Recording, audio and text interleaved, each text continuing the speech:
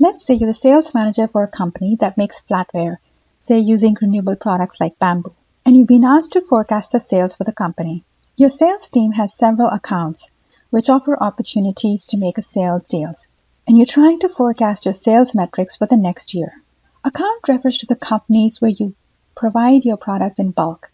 You're not selling to the individual customer here, but rather to the company that will buy the products in bulk. Now let's go over a sales forecast example using a bottom-up approach. This is the more common approach, and it comes from the sales funnel historical data. We start with having one row for each person in our sales team.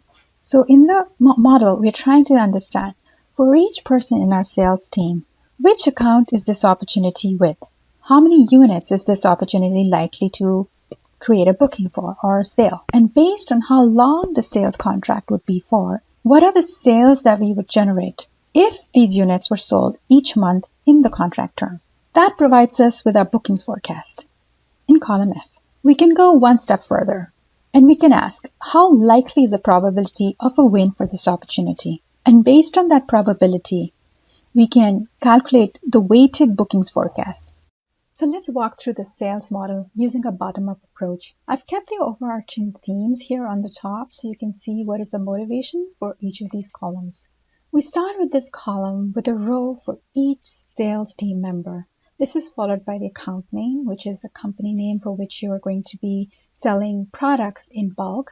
And then comes in column C, the units per month. So this is the number of units this opportunity is likely to create a bookings for. Contract terms shows the number of months each opportunity is for. Price for all units in 1 month shows the number of units times the sales price per unit, which is $5 here. And this is showing the sales price for their projected units over a month. For example, how much will Joe Smith, working with Company A, bring in revenues from the sale of 4,000 units per month?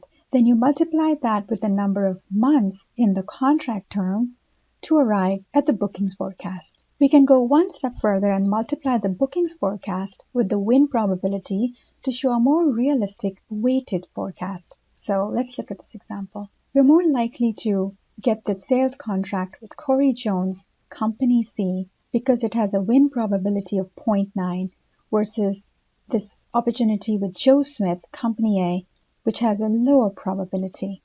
So the 290K is a weighted bookings forecast, which shows this is a higher probability that you will win this compared to this one. And it takes into account the probability, so you can get a realistic estimate of, okay, how likely are we getting this amount versus this amount. So this is a bottoms up sales forecast. And as you can see, here we're using an opportunity level forecast to project out the bookings for the whole company.